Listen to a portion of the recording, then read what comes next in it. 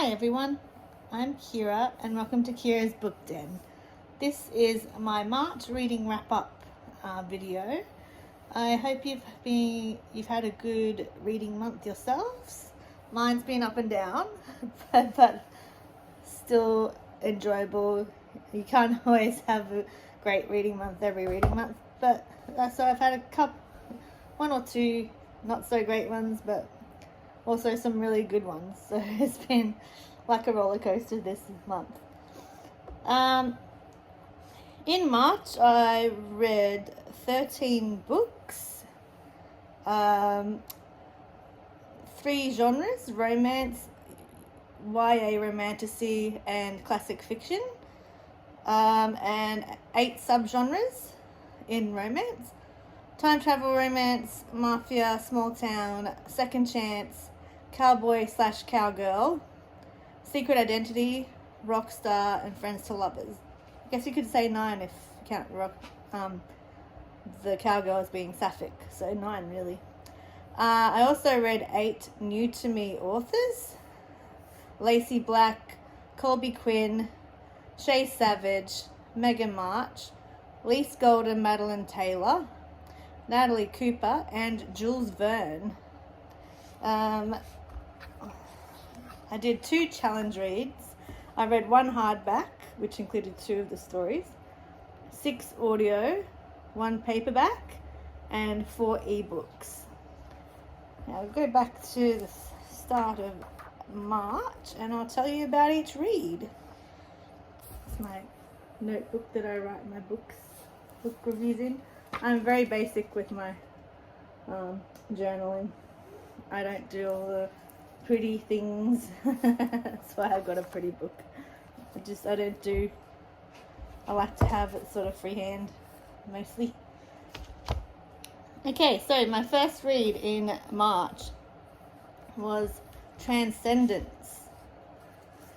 This carried over from February. If you remember from my February wrap up, I was just right towards the end of this. Didn't quite make it into the February wrap up. It's Transcendence by Shay Savage. This is the time travel romance. The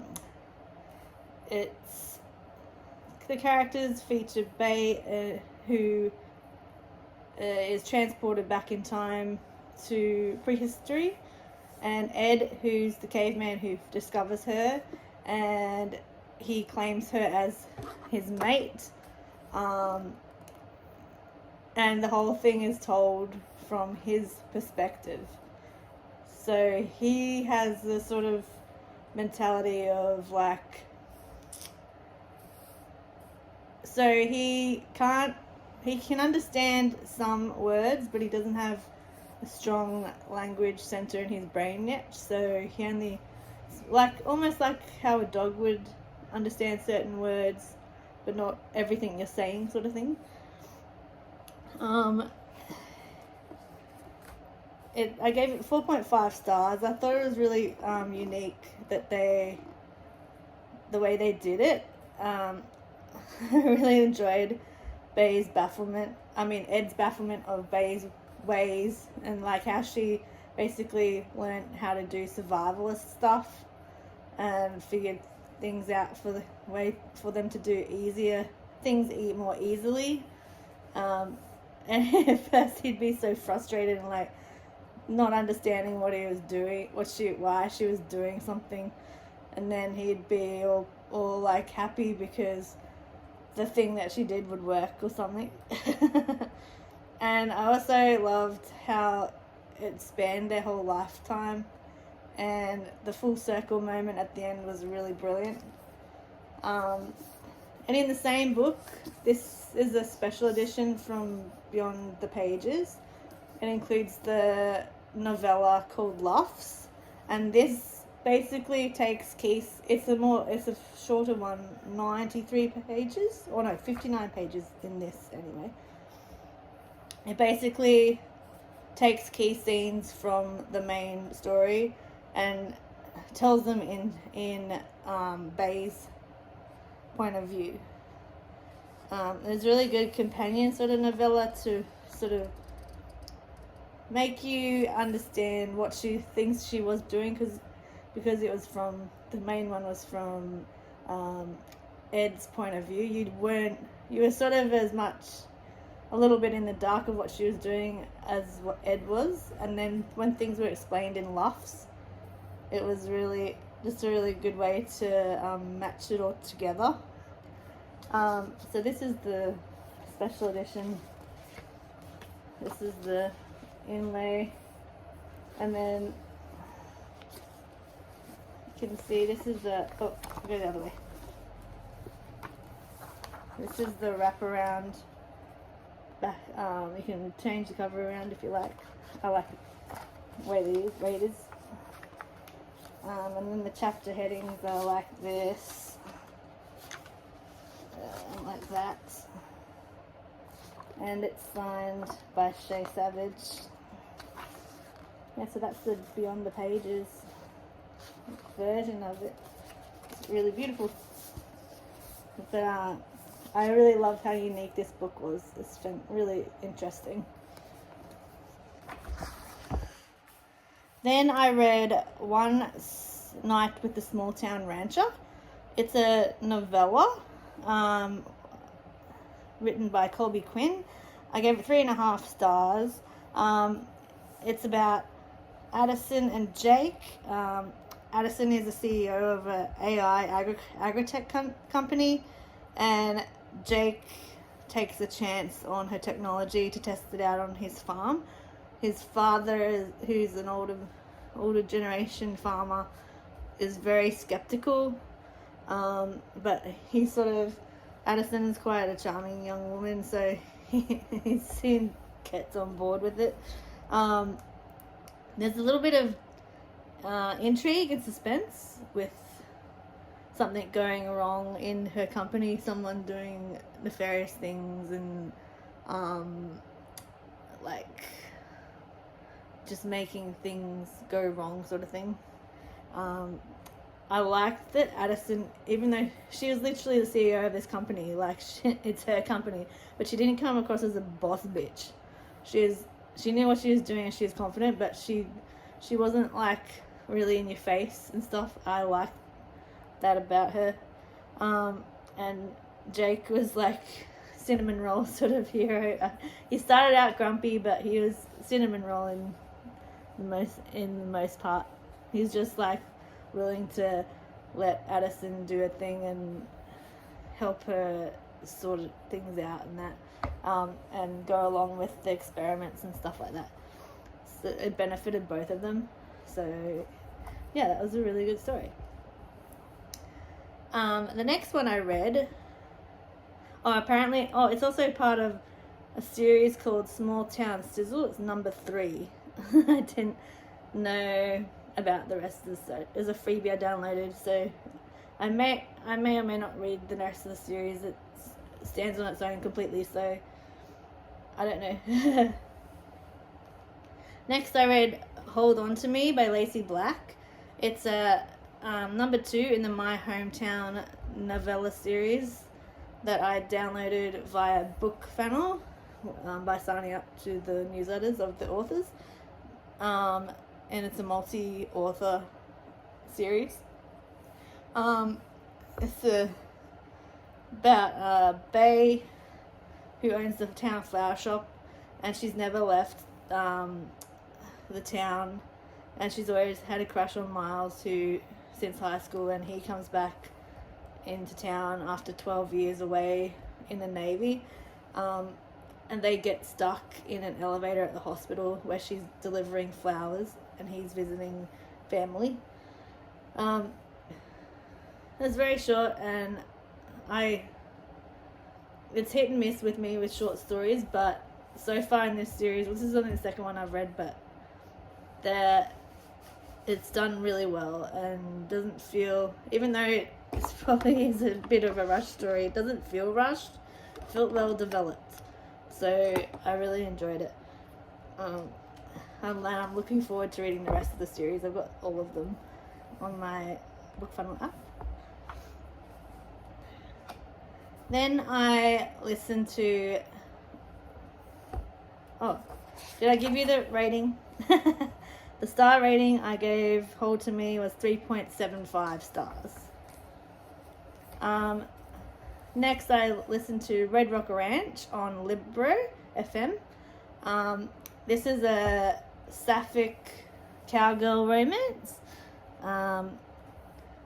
It's about Frankie, who is like a city girl, and she's moving from California to Las Vegas to work in a beauty therapy place in one of the big hotels. And she breaks down outside in the desert outside Las Vegas fairway, and that's when she meets Dakota, who is the local... she's the cowgirl. She runs a sort of a dude ranch, or a riding ranch. They have horses, and they do like desert rides and stuff like that. I really enjoyed this one. I started a sapphic romance before, but it was just so pushing political stuff and like certain aspects of it, of like all the buzzwords that are current and stuff like into these characters, and I just hated it. But this one was much more down to earth and realistic. The characters felt more genuine in this one. It was steamy and sweet and very low in drama, and I also loved the fact that there was no third act breakup. The whole thing was more about them trying to figure out if they can make it work because of like logistics of their lives, basically. And would Frankie ever be happy enough on the ranch with Dakota, because Dakota's never going to be a city girl and never would live even in Vegas, which is only like 40-minute drive or something from her ranch. Like she's 100% a country's ranch girl. So that one I gave 4 stars. I really enjoyed it so much. The next one I listened to was a short audio, Rock Hard by LJ Shen. This one, I absolutely love LJ Shen. She's one of my favorite authors, but this one was such a miss for me. This is the whole point of what I mean by short stories can either hit or miss, because this one absolutely missed for me. It's 2.5 stars. It's a rock star romance. I usually love rock stars, and I don't mind like a bit of a bad boy and stuff, but all of the characters were so unlikable. And like the Fabio, the rock star guy, he came across as really fucking sleazy, and it was really awful. And Hannah is just, she's a doormat. She's the room service girl, and she's just lets him push her around. I didn't like that at all. The only saving grace, the reason I gave it 2.5 stars is because it had my favorite narrator, and he was always so good at what he does. Jason Clark. I just love his voice. I love how he performs all the things he does. But other than that, sorry LJ Shen, but this one was really not great at all. The next one I read this one, Her Best Friend by Claire Kingsley. It was book 3.5 in the Book Boyfriend series. It's like a novella which has to be read after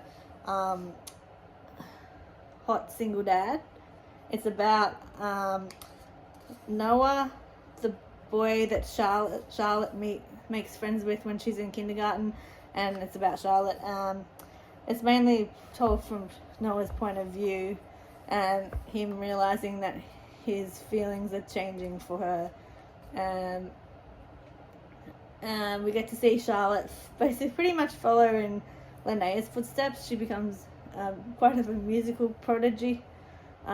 She's a violinist, and she's trying to get into something to do with that, like symphony and stuff.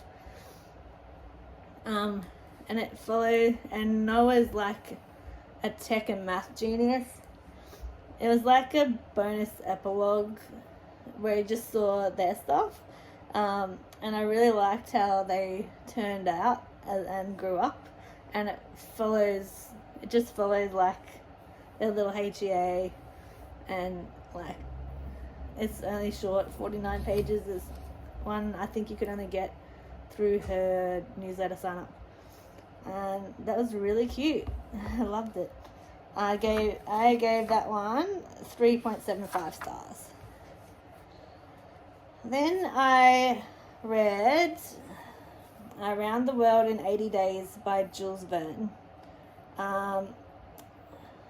So, like, it's literally like the original road trip story. Phileas Fogg really is only a background sort of character. He's more like the catalyst for the story. And even though you see him in bits and pieces, he's really not the focus of the story. The focus is more on Passepartout, who is Fobb's assistant, and like, just like, you know, like you have ladies in waiting. He's more like the man in waiting sort of thing. He's like, yeah. And then also Fix, who's a policeman who's thinks that Fobb is guilty of a robbery that's occurred back in London, and so he literally chases him around the world, trying to get the warrant in time, but each time just things get in his way all the time. And it's just it's really hilarious how Passepartout and Fix become mates, and then they like break apart sort of thing when things happen, and then they're mates again, and it's just really hilarious. That's where the fun comes in. I also love how it incorporates so much of the different modes of transportation that was available back in the 1800s. It was first written in, it's in here somewhere. First written in 1872. So every mode of transportation you can imagine in 1872, they take it in this. It's very good. I really enjoyed it so much. It's like just a really great little adventure story. Apparently too, which I find interesting, it was initially like a lot of how Dickens books were first published, where it was like chapter by chapter in like the old newsletters and stuff, newspapers and that you would get, like, you know, you had the Penny Dreadfuls and all that were, so it was all part of that sort of era of storytelling in the Victorian England. It's really, really cool. I loved it. And it's the first classic I've read for a very long time, even though I've got a whole bunch in my shelf behind me. Then I listened to You Again by Natalie Cooper on Audible. This is about Holland and Xander. So Holland is, she just is on a trip to LA, and she meets this man in the airport. She freaking literally falls over and he catches her. And then they really get along well, and supposed to meet up at a pier, and then he doesn't turn up, like the pier in Santa Monica Pier, and then he doesn't turn up, and she's really devastated, and like she hasn't really gotten over it. And then he turns up a year later in the small village that she's moved to, and he's house sitting their friend's house house while he's at the wedding of their mutual friends, and then he's house sitting for them and dog sitting. So she's like a bit stressed out about like why he didn't turn up, and why he won't tell her, and she won't ask him. And to be honest, it was a fun enough story, but it did take me a while to warm up to it. At first I was quite a bit bored, but and I found Holland's indecisiveness most of the time to be incredibly frustrating. But as things were revealed, and this is why I don't DNF very often, because I can be not enjoying a story for the first like half sometimes. It's much less in this one, but things get revealed in this and in other books, like that you start to understand Holland's motivations of why she's so indecisive and why she's so like has very low self-esteem and stuff like that. It was really good because like the author did a really good job of keeping you at a distance just along with Holland. So you didn't get to know Holland, even though it was from her point of view. She was it's like she was hiding things from you as the reader as well. And I liked how it unfolded. Like you didn't know everything about her right at the start, and it's just really, really good how it unfolded and how you started to learn more of her character as it went along. And that's a really good talent to have, like to be able to balance forming the character, but also it's hard to explain. It's just the way it's done. Like I thought it was really good writing. Anyway, and Xander is a cinnamon roll, even though he's stuffed up and didn't like meet her like he's supposed to and all this. You also find out about what happened there, obviously, but he's actually he's a bit mysterious, but he's really nice, a really decent guy, and he's mysterious enough to keep you like intrigued and questioning his intentions.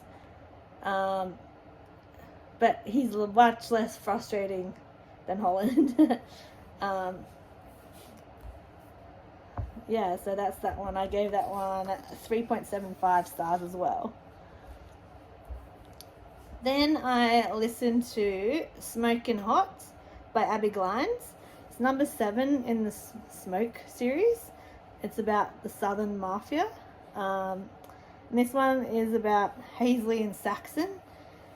So Hazley is a girl they don't necessarily trust all that much, just because her brother is dodgy, and so they sort of not sure whether she's involved in his crap or not. But Saxon is one of the younger guys, and he sleeps with her unprotected, and so it's a surprise pregnancy thing. I was another woman who I was quite a bit frustrated with, because I was unsure of her motivations, but I liked how she was a really strong person. She had to deal with a really shitty family, and she didn't let that stop her from let them stop her from trying to better herself and work hard and stuff like that. I also liked how Saxon stepped up.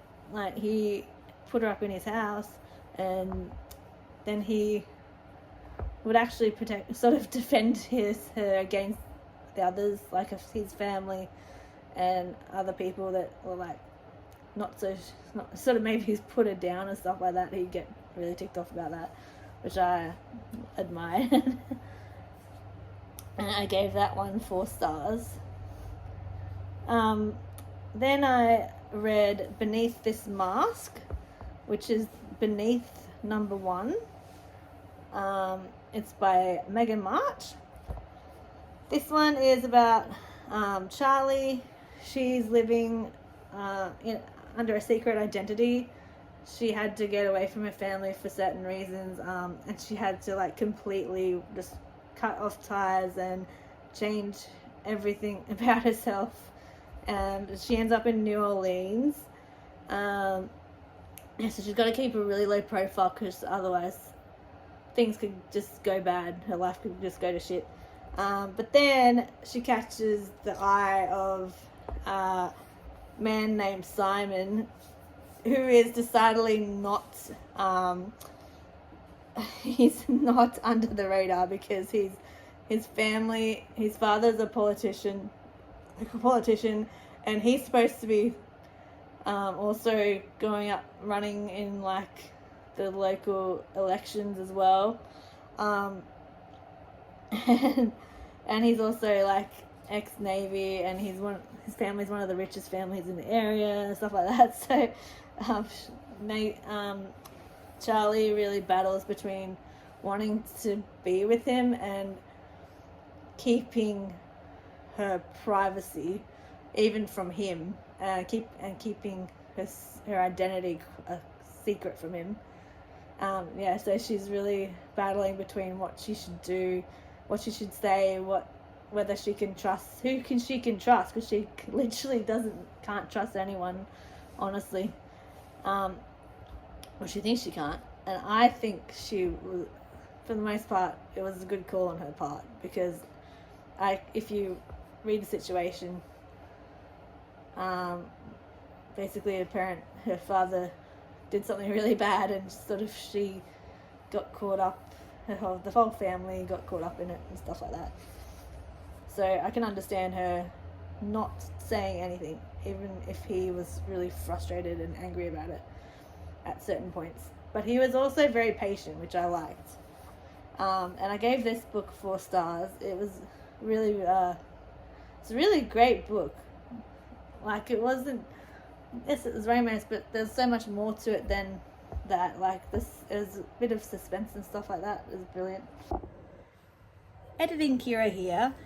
I completely forgot to include my 1 5-star rated book of the month.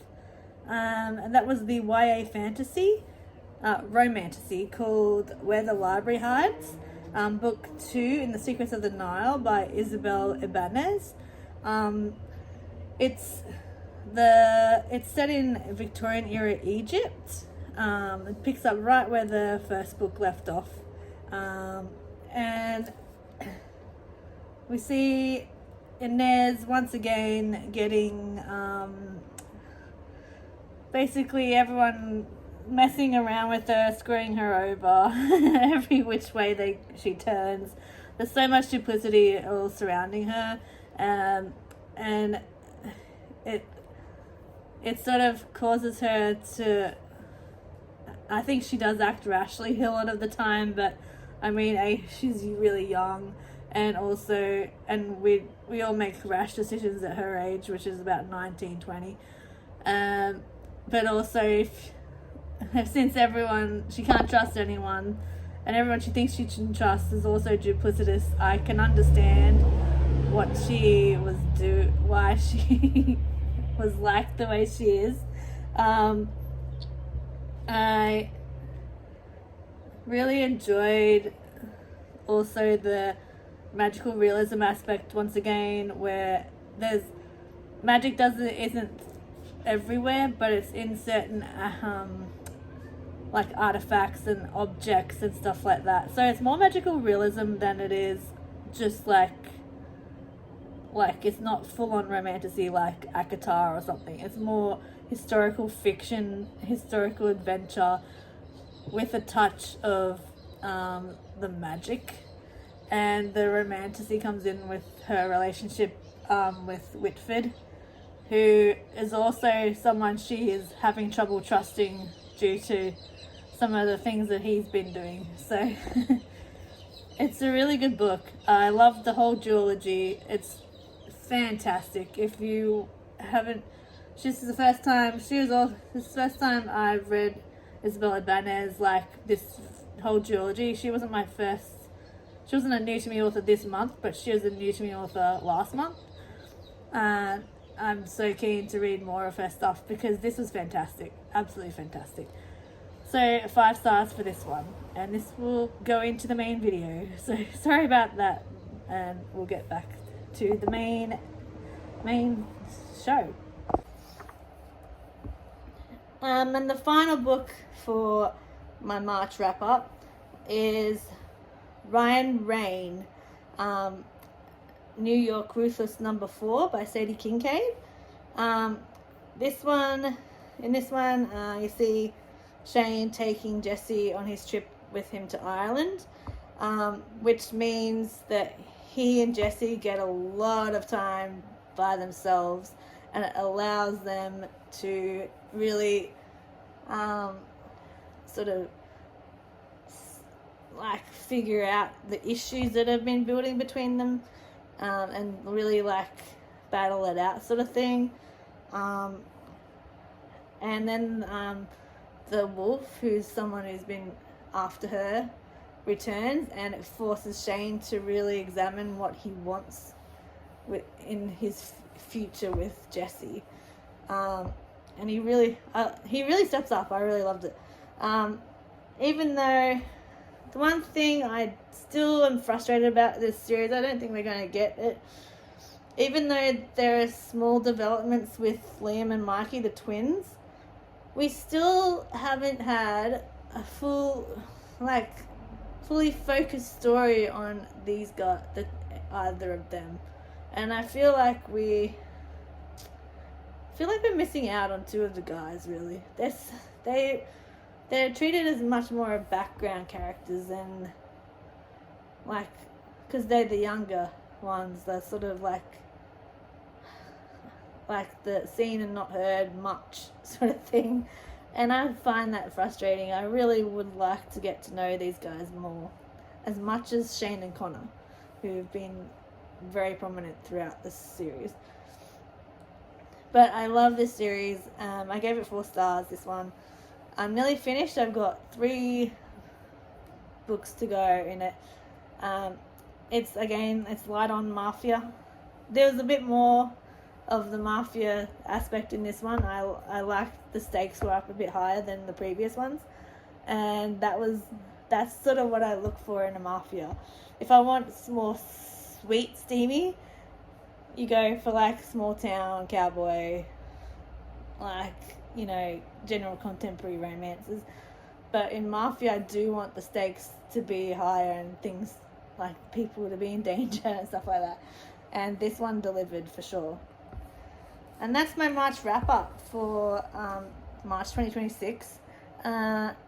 Hope you enjoyed my video, and please mention in the comments what you've read this month. What stood out to you? Did you have any dud reads? Why, either or. And please also like and subscribe, and I will see you next time on Here is Book Den. Thank you, and see you.